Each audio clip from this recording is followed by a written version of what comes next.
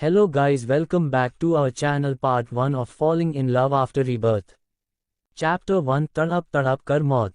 ये कहानी एक अनाथ लड़की की है जिसने अपनी पूरी जिंदगी मेहनत करके अपने बलबूते पर एक सफल कंपनी की स्थापना की। वो लड़की दिखने में एक सामान्य लड़की की तरह थी, लेकिन उसके नैन नक्श बहुत ही सुंदर थे।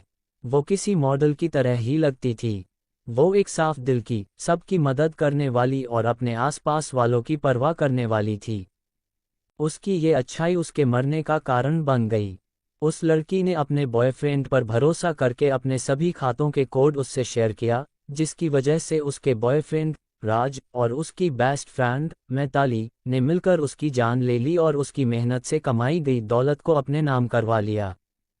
इतना बड़ा धोखा मिलने पर दीप्ति का दिल और विश्वास दोनों ही टूट जाता है, लेकिन शायद उस लड़की के अच्छे कर्मों की वजह से भगवान ने उसे अपनी जिंदगी जीने का और अपना बदला लेने का एक और मौका दिया है। तो क्या दीप्ति अपना बदला ले पाएंगी? जानने के लिए पते रहिए मेरी ये कहानी। इस कहानी के कुछ किरदारों के नाम मैं पहले ही बता देती हूँ। मुख्य भूमिका सिद्धांत रायजादा। रायजादा कंपनी जो वर्ल्ड की टॉप कंपनीज में से एक है, उसका मालिक है। ये बिजनेस फील्ड का बादशाह कहलाया जाता है। कोई भी कंपनी इसके सामने एक मिनट भी नहीं टिक सकती। Female lead Ahana Roy. पुनर्जन्म से पहले ये सुंदर लेकिन थोड़ी आम से दिखने वाली अनाथ लड़की थी, लेकिन पुनर्जन्म के बाद ये जिस लड़की के शरीर में जन्म लेती है वो सुंदरता में किसी परी से कम नहीं। ये रॉय फैमिली की लड़ली बिगेल बेटी है। हम कहानी शुरू करते हैं। एक 5 स्टार होटल के आलीशान कमरे में एक पतली दुबली लड़की जमीन पर किसी लाश की तरह पड़ी थी, जिसकी अगर आंखें न खुली होती और उसकी धीमी धीमी सांसें न चल रही होती तो कोई भी उस लड़की को मरा हुआ ही मान लेता। उस लड़की के ठीक सामने 26 साल का एक लड़का और 25 साल की एक लड़की दोनों बाहों में बाहें डालकर सामने पड़ी लड़की को अपनी घृणा भरी नजरों से देखे जा रहे थी। जो लड़की जमीन पर पड़ी हुई थी वो कोई और नहीं बल्कि अहाना ही थी। अहाना अपनी लाल आंखों में अंगारे लिए उन दोनों को घूरे जा रही थी, जैसे अगर उसके बस में होता तो वो अपनी आंखों से ही उन दोनों को मौत के घाट उतार देती। अहाना के गुस्से की वजह से उस समय उसके बेजान शरीर में भी हल्की कंपन हो रही थी। वो अपनी बची कूची ताकत को जुटाकर बहुत ही धीमी आवाज में ही बोल पाती है। क्यों? उसको यूं बेसहारा होकर तड़पता देखकर वो दोनों कपल शैतानों की तरह हंसने लगते हैं। हा हा हा हा, राज कहता है तुम एक इतनी सफल बिजनेस वुमन होने के बावजूद इतना भी नहीं समझ पाए कि बिजनेस और लाइफ में कभी किसी पर भी आंख बंद करके भी विश्वास नहीं करना चाहिए, वरना हा हा हा हा। तभी मैताली बोलती है, ये तो बचपन से ही इमोशनल फूल रही है। मैं तो हमेशा इसकी सक्सेस और इसकी किस्मत से हमेशा जलती थी और हमेशा एक ही मौके के तलाश में ही रहती थी कि कब मैं इसका सब कुछ इससे छीनकर अपने नाम कर लूं। और ये बेवकूफ़ अपनी अंधी अच्छाई के वजह से कभी मेरा असली चेहरा नहीं देख पाए। वैसे अहाना बेबी, तुम्हें इतना भी बुरा फील करने की कोई ज़रूरत नहीं। तुम तो हर साल अपनी कंपनी के प्रॉफिट का 40% अनाथों को दान कर देती थी, तो ये समझ लो कि ये कंपनी तुमने हमें दान कर दी है। तुम बिल्कुल भी चिंता मत करो, तुम्हारे स्वर्ग को जाने के बाद लोग तुम्हें हमेशा दानवीर के नाम से ही याद करेंगे।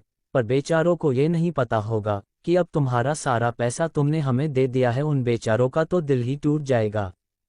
उन लोगों की हर एक बात पर अहाना को ऐसा लग रहा था कि किसी ने उसके दिल पर हजारों खंजर एक साथ मार दिए हो। उसे अपनी चिंता नहीं थी, उसे तो उन लाखों बच्चों की चिंता थी जिनकी पाए और आगे का खर्चा सबकी जिम्मेदारी अहाना के ऊपर थी। वो अपनी जिम्मेदारियों को अधूरा छोड़कर नहीं जाना चाहती थी, लेकिन किस्मत पर किसका जोर चलता है। वो अपने मुंह से खून निकालते हुए कहती है, ओह ओह मैं तुम लोगों को नहीं छोड़ूंगी। उद्धरण चिन्ह। अहाना को पहली बार इतना बेबस और लाचार देखकर मैताली के दिल को जैसे ठंडक मिल रही हो। उसने कभी भी दीप्ति को इतना कमजोर होते हुए नहीं देखा। मैताली अहाना से आगे कहती है, तुम चाहे जितनी भी इंटेलिजेंट या टैलेंटेड क्यों ना हो, लेकिन सुंदरता और हॉटनेस में तो तुम मुझसे कम ही हो। तो भला तुमने ये कैसे सोचा कि राज जैसा इंसान तुम जैसी एवरेज लुकिंग इमोशनल फूल लड़की को मेरे होते हुए चुनेगा? वो तो इतने दिन से केवल हम दोनों तुम्हारी कंपनी को और सक्सेसफुल होते देखना चाहते थे, ताकि जितना हो सके हम तुम्हारा उतना फ़ायदा उठा पाए। मेहनत तुम करो और तुम्हारी कमाई पर हम पूरी लाइफ ऐश करेंगे। बोलकर मैताली राज की तरफ पलटती है और अपने होठों से राज के होठों को चूमने लगती है। अहाना मैताली की बातों को सुनकर और अपने सामने चल रहा ये घिनौना नज़ारा देखकर गुस्से से अपनी आंखों को बंद कर लेती है। अब वो अपनी बची हुई चंद सांसों को उन धोखेबाज कमीनों का मुंह एक सेकंड के लिए भी नहीं देख सकती थी। वो बस अपने दिल से यही कह रही थी, मैं तुम दोनों को चैन से जीने नहीं दूंगी।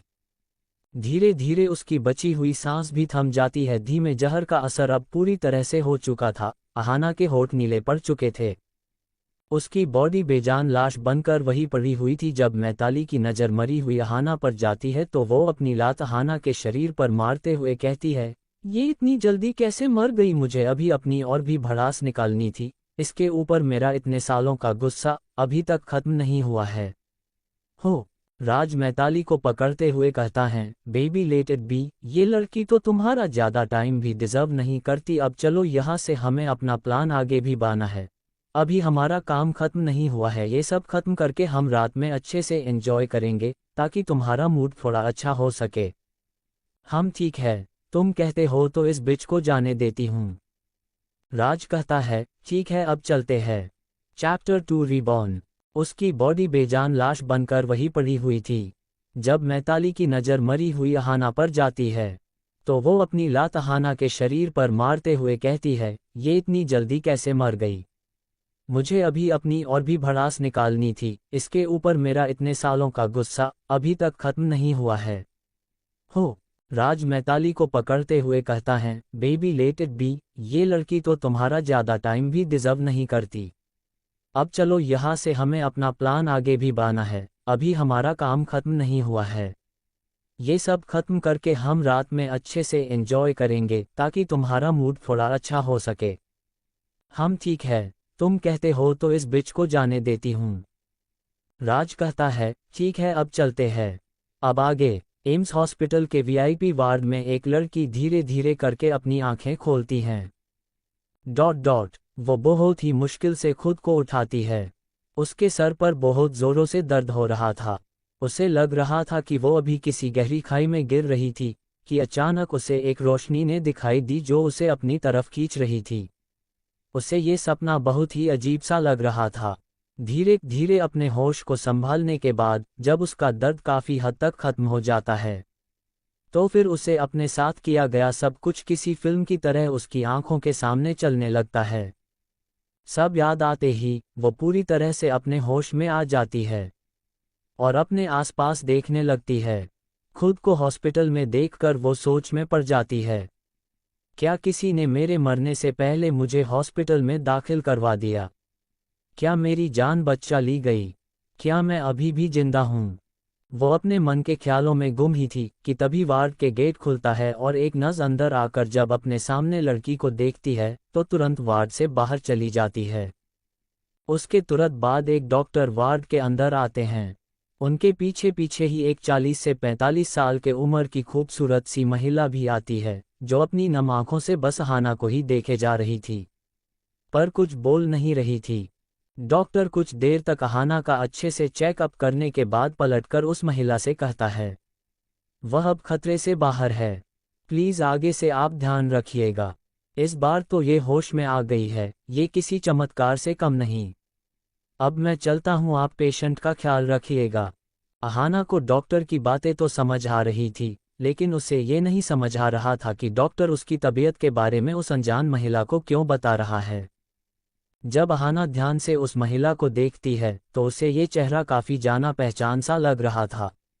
वो अपने दिमाग में जोर लगाने लगती है तो किसी लड़की की जिंदगी से जुड़ी सारी याद उसके दिमाग में एक एक करके फ्लैश हो रही थी।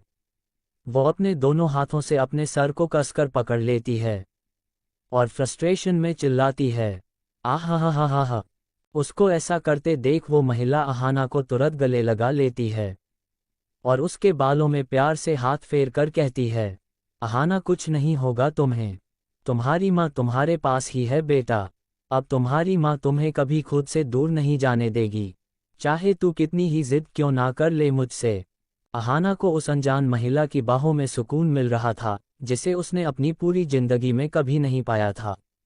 वो इतनी ममता और दुलार पाकर ये भूल ही गई थी कि वो इस वक्त किसी अनजान महिला के गले लगी हुई है। वो भी अपने हाथों से उस औरत को गले लगा लेती है और अनायास ही उसके मुंह से निकला है, माँ। अहाना का यूं खुद को गले लगाता देखकर वो महिला तुरंत चुप हो जाती है, जैसे उसने कुछ अलग महसूस किया हो। वो महिला बस अपने मन में यही सोचती रहती है, ये अहाना ने आज खुद आगे आकर मुझे गले लगाया। क्या मैं कोई सपना तो नहीं देख रही? नहीं, ये जरूर ही कोई सपना होगा। इसे तो अभी मुझे झटका कर खुद से दूर करना चाहिए था। ये अहाना को अचानक से क्या हो गया है? क्या इसने अब अपनी जिद छोड़ दी? जब अहाना महसूस करती है कि वो महिला अब कोई प्रतिक्रिया नहीं दे रही, तो अचानक वो भी अपने होश में आती है और तुरंत उस महिला से अलग हो जाती है। जब महिला अहाना को खुद से अलग होता हुआ देखती है, तो उसका चेहरा एकदम से उतर जाता है। उन्हें लगने लगता है कि उन्होंने इतनी जल्दी कुछ ज़्यादा ही उम्मीदें पाल रखी थी। उस महिला को यूं मायूस होता देखकर अहाना को अच्छा तो नहीं लग रहा था, लेकिन वो ये नहीं समझ पा रही थी कि ये अनजान महिला उसे अपनी माँ क्यों कह रही है। वो फिर से सोचने लगती है कि उसे अभी इस चेहरे को कहाँ देखा था। फिर से उसके दिमाग में कुछ याद आने लगती है, लेकिन याद उसकी नहीं थी। तो फिर ये सब किसके बारे में था? और उसके सामने की महिला उसकी यादों से मिलती लड़की की माँ क्यों लग रही थी? उसे अभी भी कुछ समझ में नहीं आ रहा था। उसे अपने दिमाग को शांत करने की जरूरत थी। वो तुरंत उठने लगती है। वो महिला थोड़ा झिझकते हुए उसका हाथ पकड़ लेती है और उसे बाथरूम की तरफ जाने में मदद करने लगती है। अहाना भी उस महिला को अपनी सहायता करने से नहीं रोकती।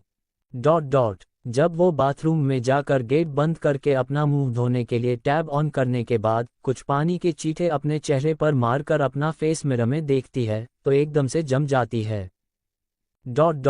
क्योंकि मिरर में जो लड़की दिखाई दे रही थी वो लड़की वो तो बिल्कुल भी नहीं थी।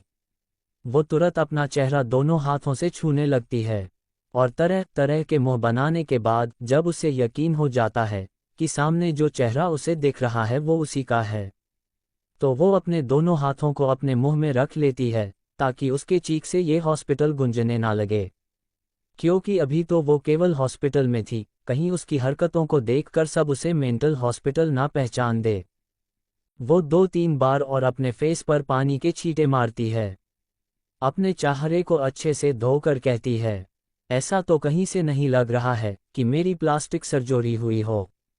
ये चेहरा तो बहुत सुंदर और कोमल लग रहा, जैसे किसी 20 साल की लड़की का चेहरा हो। जैसे उसके दिमाग में ये बात आती है, उसका दिमाग तुरंत धनकता है। वो खुद को इधर उधर पलटकर देखने लगती है। अगर इस समय कोई उसे इस हाल में देखता लेता तो पक्का यही कहता कि कोई बंदरिया अपनी पूंछ को ढूंढ रही हो। इतना ज़्यादा फनी हरकतें कर रही थी। अपनी ये सारी उल्टी सीधी हरकतें करने के बाद जब वो थोड़ा शांत होती है तो वापस से मिरर की तरफ देखने लगती है। जब उसे ये चेहरा भी जाना पहचान सा लगता है तो अचानक यादों की एक कड़ी एक के बाद एक उसके दिमाग में किसी फिल्म की तरह चलने लगती है। अब अहाना अपनी पास की चीज़ों और लोगों को खुद से जोड़ पा रही थी। चैप्टर 3 माँ का प्यार। अपनी ये सारी उल्टी सीधी हरकतें करने के बाद जब वो थोड़ा शांत होती है तो वापस से मिरर की तरफ देखने लगती है। जब उसे ये चेहरा भी जाना पहचान सा लगता है तो अचानक यादों की एक कड़ी एक के बाद एक उसके दिमाग में किसी फिल्म की तरह चलने लगती है। अब अहाना अपनी आसपास की चीज़ों और लोगों को खुद से जोड़ पा रही थी। New character information. रॉय परिवार। अहाना की माँ सीमा रॉय, अहाना के पिता जीवंत रॉय, अहाना का बड़ा भाई ऋषभ रॉय। अब आगे अहाना खुद को शांत करने के बाद अच्छे से अपनी नई यादों से जुड़ी लड़की के बारे में जानने लगती है। उसके दिमाग में यादों का सैलाब कुछ इस तरह का था। पहली वाली अहाना एक शादीशुदा लड़की थी जिसने एक आदमी से जानबूझकर शादी करने के लिए उसकी दादाजी से खुद ही शादी के बारे में बात कर ली। वो वहां पर भी नहीं रुकी, उस इंसान को किसी तरह मनवाकर एक डील की शादी कर ली, केवल उसके दादाजी को दिखाने के लिए। लेकिन जब बहुत दिनों तक इंतजार करने के बाद भी उस लड़के ने उसे पूरी तरह से इग्नोर किया और उसके धमकी देने पर भी वो उसके पास नहीं आया, तो उसने स्लीपिंग पिल्स लेने की कोशिश की। हालांकि अब वो अहाना मार चुकी थी, लेकिन उसकी जगह पर हमारी हीरोइन अहाना को जीने का एक बार और मौका मिला था।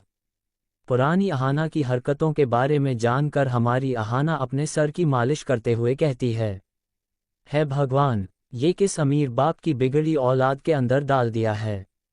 इस लड़की की तो पागलपन की कोई सीमा ही नहीं थी। आखिर में अपने इसी पागलपन के चलते उसने अपनी ही जान दे दी।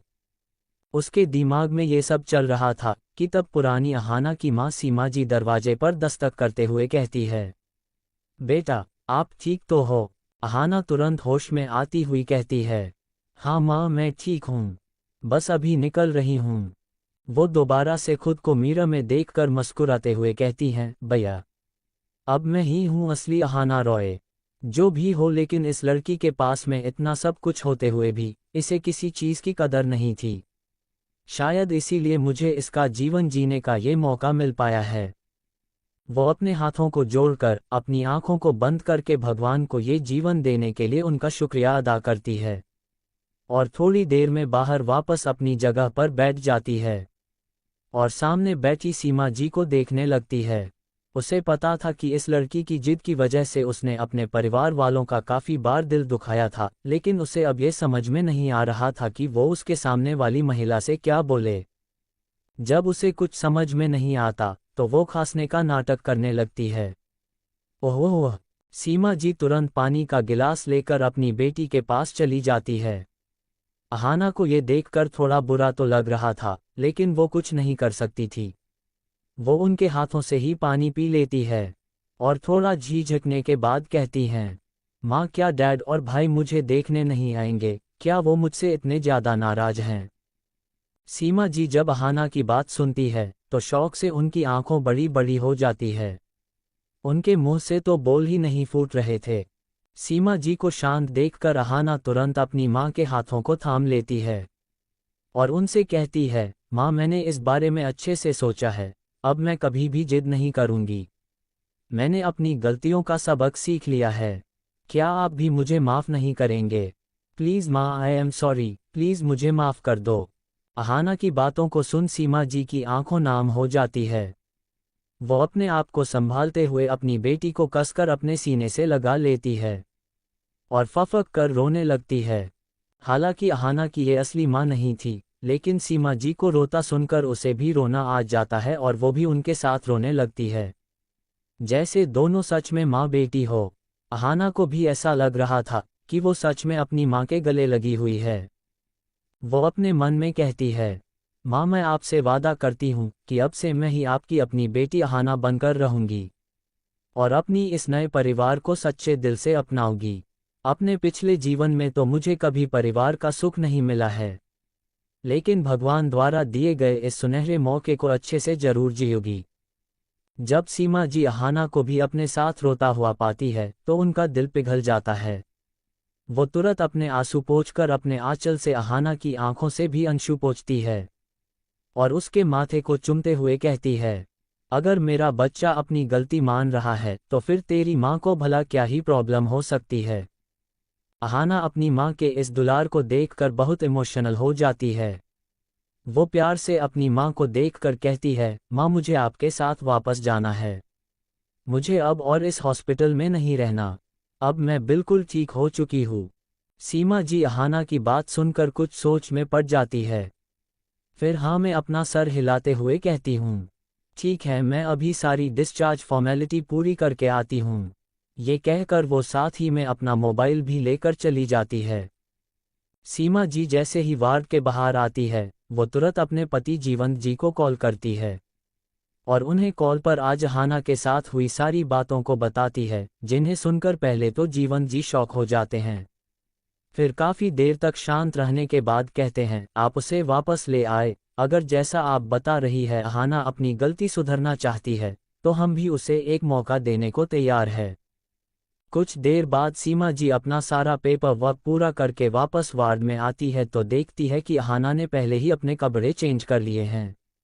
वो दोनों भी जल्दी ही अस्पताल से निकलकर रॉय हवेली पहुंच जाते हैं। जैसे जैसे कार रॉय मैंशन के करीब आती जा रही थी, वैसे वैसे अहाना की आंखों चौड़ी होती जा रही थी। चैप्टर 4 अहाना का अपने परिवार से पहली मुलाकात। कुछ देर बाद सीमा जी अपना सारा पेपर वर्क पूरा करके वापस वार्ड में आती है तो देखती है कि दीप्ति ने पहले ही अपने कपड़े चेंज कर लिए हैं। वो दोनों भी जल्दी ही अस्पताल से निकलकर रॉय हवेली पहुंच जाते हैं। जैसे जैसे कार रॉय मैंशन के करीब आती जा रही थी, वैसे वैसे अहाना की आंखों चौड़ी होती जा रही थी।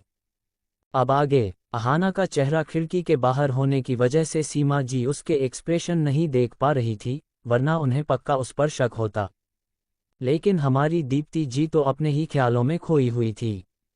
अहाना मन में बोलती है, बाप रे इतना सुंदर घर, मैंने तो अपना बिजनेस सक्सेसफुल बनाने के बाद सोचा था कि मैं ऐसा एक विला खरीदूंगी। लेकिन देखो, अब मुझे पता चला कि लोग ऐसा क्यों कहते हैं कि ऊपर वाला जब भी देता छप्पड़ फाड़ के। कार के रुकने के बाद पीछे से सीमा जी की आवाज़ आने पर अहाना अपने होश में आती है। बेटा अब बाहर भी चलो, क्या कार में ही बैठने का इरादा है?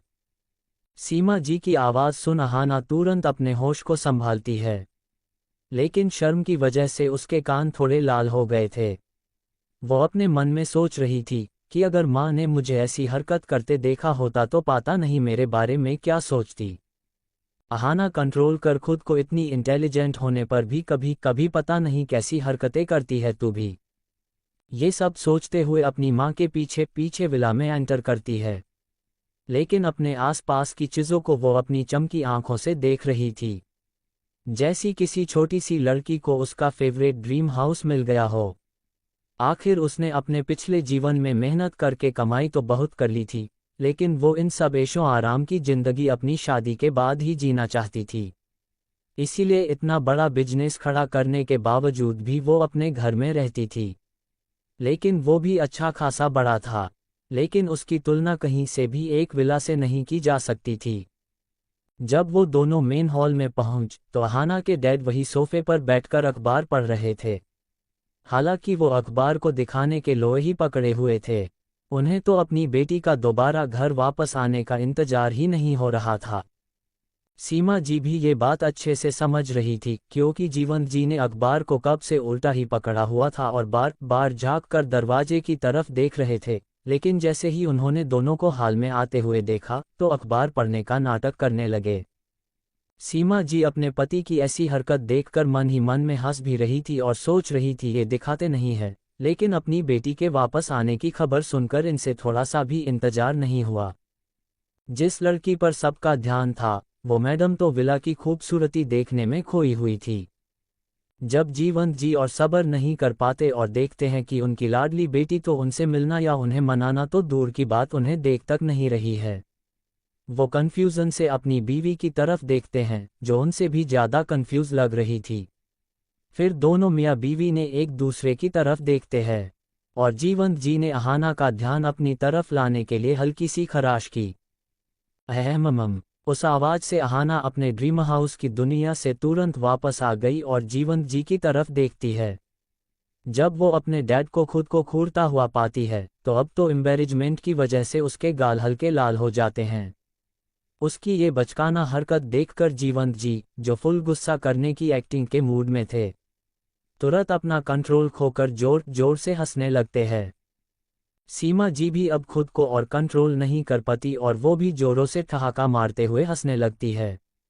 पूरे रॉय विला में हंसी की आवाज़ें गूंजने लगती है, जिसकी वजह से अपने कमरे में काम कर रहे ऋषभ का भी ध्यान जाता है और वो अजीब सा फेस बनाते हुए ही हाल में आता है, क्योंकि कितने सालों बाद आज पहली बार इस इतने बड़े विला में हंसी की आवाज़ें आ रही थी।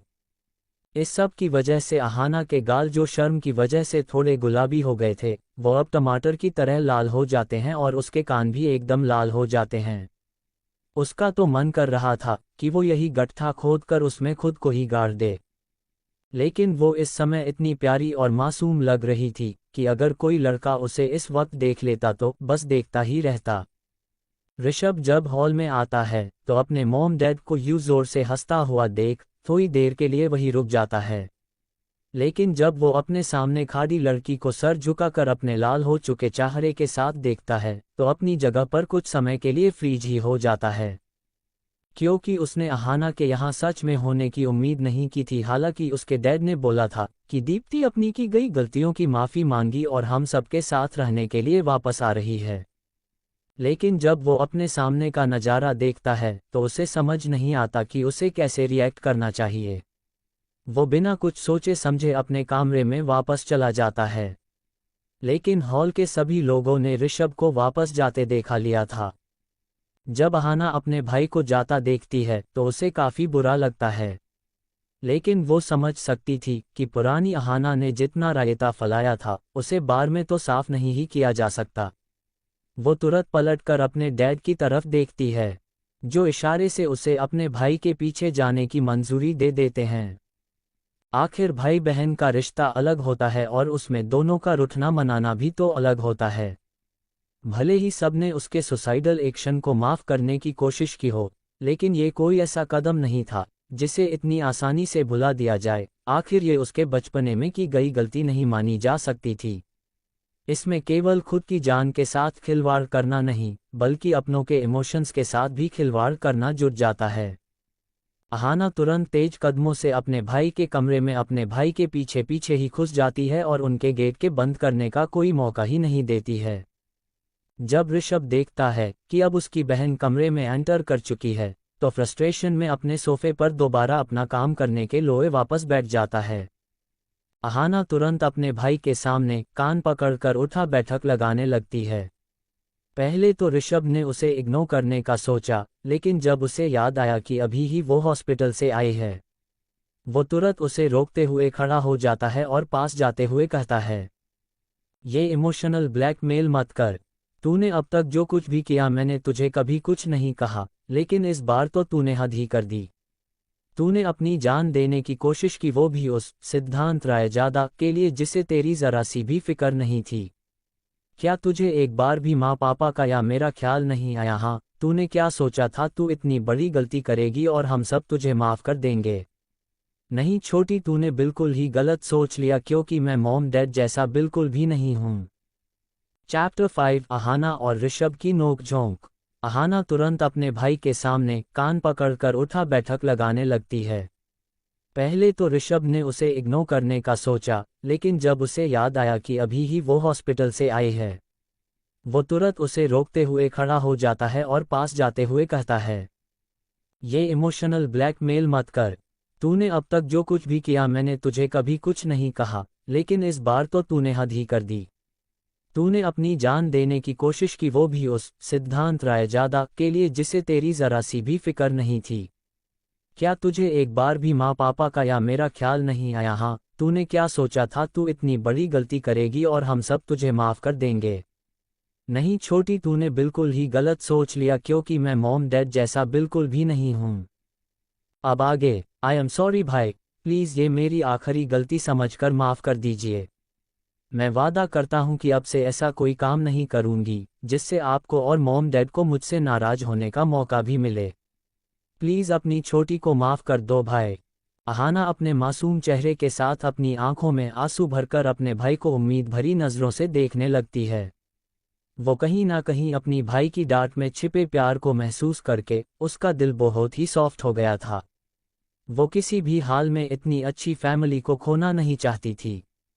उसे हमेशा से इसी तरह की फैमिली के साथ रहने के सपने देखे थे, जो पता नहीं किस वजह से सच होते हुए दिखाई दे रहे थे। अहाना की माफ़ी और उसकी आंखों में सच्चाई देखकर अब ऋषभ और ज़्यादा उससे गुस्सा नहीं हो पा रहा था। वो अहाना के इस तरह के जवाब से थोड़ा शौक में भी था कि जो लड़की अपनी ज़िद और अपने प्यार में पूरी तरह आंधी बनकर कभी कभी अपनी हरकतों से पूरी फैमिली को पता नहीं कितनी बार एम्बारस कर चुकी हो, वो भी कभी इतनी आज्ञाकारी होकर भी बातें करेंगी।